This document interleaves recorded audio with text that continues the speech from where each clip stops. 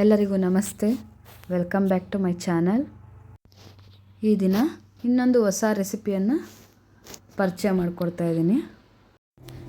ಎಲ್ರಿಗೂ ಈ ರೆಸಿಪಿ ಗೊತ್ತಿರ್ಬೋದು, ಬಟ್ ನಾನಿದು ಮೊದಲನೇ ಸಲ ಮಾಡ್ತಾ ಇರೋದು ಮನೇಲಿ. Mutton chops. ಇದಕ್ಕೆ ಏನೇನು ಬೇಕು ಅಂತೇಳಿ, ಯಾವ ರೀತಿ ಮಾಡಬೇಕು ಅಂತೇಳಿ ನೋಡ್ಕೊಬರೋಣ ಬನ್ನಿ. ಮೊದಲಿಗೆ ಒಂದು ಬಾಣಲೆನ ಒಲೆ ಮೇಲೆ ಇಟ್ಕೊಂಡು ಅದಕ್ಕೆ ಸ್ವಲ್ಪ 1 ಸ್ಪೂನ್ ಆಗೋಷ್ಟು ಎಣ್ಣೆ ಹಾಕ್ಕೊಂಡು ಬೆಳ್ಳುಳ್ಳಿ, ಶುಂಠಿ, ಈರುಳ್ಳಿ, ಹಸಿಮೆಣಸು, ಕಾಳುಮೆಣಸು ಜೊತೆಗೆ ಸ್ವಲ್ಪ ಕೊಬ್ಬರಿ ತುರಿ, ಇಲ್ಲಾಂದರೆ ಕಾಯಿ, ಹಸಿ ಕಾಯಿ ಯಾವುದಾದ್ರೂ ತೊಗೊಬೋದು. ಕೊಬ್ಬರಿ ಹಾಕ್ಕೊಂಡ್ರೆ ಇನ್ನೂ ತುಂಬ ಚೆನ್ನಾಗಿರುತ್ತೆ. ಇದನ್ನೆಲ್ಲ ಡೀಪ್ ಫ್ರೈ ಮಾಡಬೇಕು, ಬ್ರೌನಿಷ್ ಆಗೋ ತನಕ ನೀಟಾಗಿ ಡೀಪ್ ಫ್ರೈ ಮಾಡಿಕೊಂಡು ಬ್ರೌನಿಷ್ ಬರೋ ತನಕ ಫ್ರೈ ಮಾಡಿಕೊಂಡು ಮಿಕ್ಸಿ ಮಾಡ್ಕೊಬೇಕು. ಇದ್ರ ಜೊತೆ ಚಕ್ಕೆ, ಲವಂಗ. ಇಲ್ಲಿ ನಾನು ಅರ್ಧ kg ಮಟನಿಗೆ ಎಷ್ಟು ಬೇಕು ಅಂಥೇಳಿ ತೊಗೊಂಡಿದ್ದೀನಿ. ಇನ್ನು ಜಾಸ್ತಿ ಮಟನ್ಗೆ ಟ್ರೈ ಮಾಡೋಂಥವ್ರು ಇಂಗ್ರೀಡಿಯೆಂಟ್ಸ್ನ ತೊಗೊಬೇಕು ಜಾಸ್ತಿ. ನೋಡ್ತಾ ಇದ್ದೀರಲ್ಲ, ಸ್ವಲ್ಪ ಫ್ರೈ ಆದ ನಂತರ ಇದೆಲ್ಲ ಕೊಬ್ಬರಿ ತುರಿನ ಆ್ಯಡ್ ಮಾಡಿಕೊಂಡು ಲಾಸ್ಟ್ನಲ್ಲಿ ಫ್ರೈ ಮಾಡ್ಕೊಬೇಕು. ಇದೆಲ್ಲ ಫ್ರೈ ಮಾಡ್ಕೊಂಡು ನಂತರ ಜಾರ್ಗೆ ಸೇರಿಸ್ಕೊಂಡು ಕೊತ್ತಂಬರಿ ಸೊಪ್ಪು, ಪುದೀನ ಸೇರಿಸ್ಕೊಂಡು ರುಬ್ಬಿಟ್ಕೊಬೇಕು.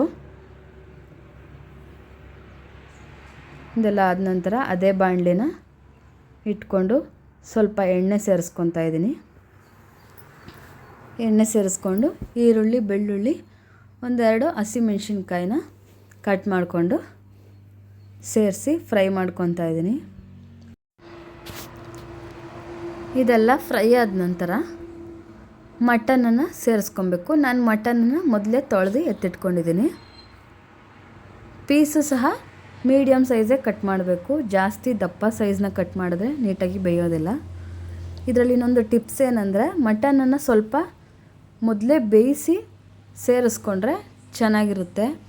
ಡೈರೆಕ್ಟು ಬಾಣಲಿಲಾಗಲಿ ಬೇರೆದ್ರಲ್ಲಾಗಲಿ ಮಟನೆಲ್ಲ ಚೆನ್ನಾಗಿ ಬೇಯೋದಿಲ್ಲ. ಚಿಕನ್ ಥರ ಅಲ್ಲಲ್ಲ, ಅದಕ್ಕೆ ಮೊದಲೇ ಬೇಯಿಸಿ ಸೇರಿಸ್ಕೊಬೇಕು.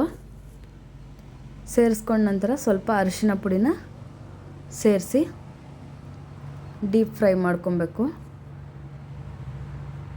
ಇದು ಚೆನ್ನಾಗಿ ನೀರೆಲ್ಲ ಡ್ರೈ ಆಗಬೇಕು. ಸ್ವಲ್ಪ ಉಪ್ಪನ್ನು ಸಹ ಮೊದಲೇ ಸೇರಿಸ್ಕೊಬೇಕು. ಉಪ್ಪನ್ನು ಸ್ವಲ್ಪ ಕಡಿಮೆನೇ ಸೇರಿಸ್ಕೊಬೇಕು. ಮೊದಲೇ ಸೇರಿಸೋದ್ರಿಂದ ಲಾಸ್ಟಿಗೆ ಜಾಸ್ತಿ ಹೊತ್ತು ಬೇಯಿಸೋದ್ರಿಂದ ಅದು ಉಪ್ಪು ಜಾಸ್ತಿ ಆಗುತ್ತೆ. ಅದಕ್ಕೋಸ್ಕರ ಸ್ವಲ್ಪ ಸೇರಿಸ್ಕೊಬೇಕು ಮೊದಲು.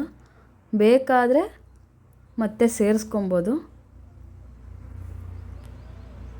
ನೋಡಿ, ಈ ರೀತಿ ನೀಟಾಗಿ ಫ್ರೈ ಮಾಡ್ಕೊಬೇಕು. ಈ ರೀತಿ ನೀರೆಲ್ಲ ಡ್ರೈ ಆಗಬೇಕು. ಡ್ರೈ ಆದ ನಂತರ ನಾವೇನು ಈರುಳ್ಳಿ, ಬೆಳ್ಳುಳ್ಳಿ ಎಲ್ಲ ಮಸಾಲೆನ ರೆಡಿ ಮಾಡ್ಕೊಂಡಿದ್ವಲ್ಲ, ಹುರಿದು ಎತ್ತಿಟ್ಕೊಂಡಿದ್ವಲ್ಲ, ಅದನ್ನು ಮಿಕ್ಸಿ ಮಾಡಿಕೊಂಡು ರುಬ್ಬಿ ಎತ್ತಿಟ್ಕೊಂಡಿದ್ದೀನಿ. ಅದನ್ನು ಇದಕ್ಕೆ ಸೇರಿಸ್ತಾ ಇದ್ದೀನಿ. ಈಗ ಸೇರಿಸಿ ನೀಟಾಗಿ ಫ್ರೈ ಆಗಬೇಕು. ಯಾವುದೇ ರೀತಿ ಮಸಾಲೆಗಳನ್ನ ಸೇರಿಸ್ಬಾರ್ದು. ಧನಿಯಾ ಪುಡಿ ಬಿಟ್ಟು ಇನ್ಯಾವ ಮಸಾಲೆನೂ ನಾವು ಇಲ್ಲಿ ಸೇರಿಸಿಲ್ಲ. ಇಲ್ಲಿ ಮೇಯ್ನ್ ಇಂಗ್ರೀಡಿಯೆಂಟ್ ಏನಂದರೆ ಮೆಣಸು, ಕಾಳು ಮೆಣಸು ಜಾಸ್ತಿ ಸೇರಿಸ್ಬೇಕು. ನಾನಿಲ್ಲಿ ಮೊದಲು ಸೇರಿಸಿದ್ನಲ್ಲ, ಅದ್ರ ಜೊತೆ ಲಾಸ್ಟಲ್ಲೂ ಸಹ ಸ್ವಲ್ಪ ಪುಡಿ ಮಾಡಿ ಸೇರಿಸಿದ್ದೀನಿ. ಮಟನ್ ಚಾಪ್ಸಿಗೆ ಮೇಯ್ನು ಕಾಳು ಮೆಣಸನ್ನ ಜಾಸ್ತಿ ಸೇರಿಸ್ಬೇಕು. ಸ್ವಲ್ಪ ನೀರನ್ನು ಸಹ ಸೇರಿಸ್ಕೊಂಡು ನೀಟಾಗಿ ಬೇಯಿಸ್ಕೊಬೇಕು. ಮಟನ್ ಮೊದಲೇ ಬೇಯಿಸಿಟ್ಕೊಂಡಿದ್ರೆ ಜಾಸ್ತಿ ಹೊತ್ತು ಬೇಯಿಸೋ ಅವಶ್ಯಕತೆ ಇರಲ್ಲ. ಸೊ ಮೊದಲೇ ಸ್ವಲ್ಪ ಬೇಯಿಸಬೇಕು. 1 ವಿಷಲ್ ಹಾಕ್ಸಿ ಆಮೇಲೆ ಈ ಥರ ಒಗ್ಗರಣೆಗೆ ಹಾಕ್ಕೊಂಡ್ರೆ ಚೆನ್ನಾಗಿ ಮಸಾಲೆ ಎಲ್ಲ ಚೆನ್ನಾಗಿ ಹಿಡಿಯುತ್ತೆ. ಒಂದು ಲಿಡ್ಡನ್ನು ಕ್ಲೋಸ್ ಮಾಡಿಕೊಂಡು ನೀಟಾಗಿ ಬೇಯಿಸ್ಕೊಬೇಕು. ನೋಡಿ, ಇಲ್ಲಿ ಲಿಡ್ ಕ್ಲೋಸ್ ಮಾಡಿ ಆಲ್ರೆಡಿ ಬೇಯಿಸಿದ್ದೀನಿ. ಈ ರೀತಿ ಬೇಯ್ತಾ ಇದೆ, ಇನ್ನೂ ಬೆಂದಿಲ್ಲ.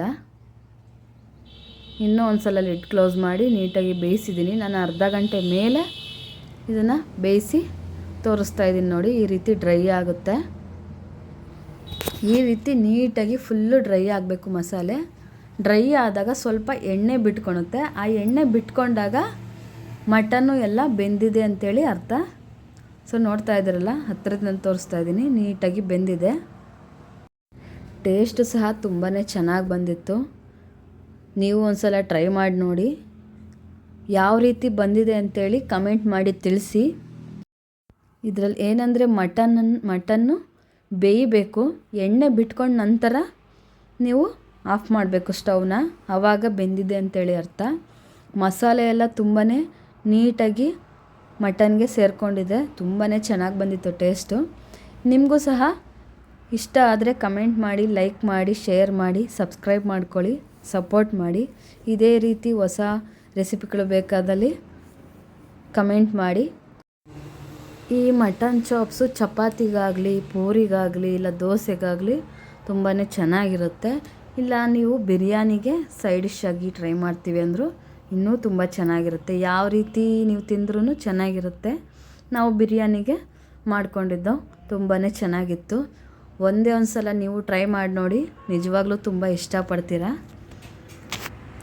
ಇದೇ ರೀತಿ ಹೊಸ ರೆಸಿಪಿಗಳನ್ನ ತರ್ತಾ ಇರ್ತೀನಿ ನಿಮ್ಮ ಮುಂದಕ್ಕೆ. ಕಮೆಂಟ್ ಮಾಡಿ, ಸಪೋರ್ಟ್ ಮಾಡ್ತಾಯಿರಿ ಹೀಗೇ. Thank you all.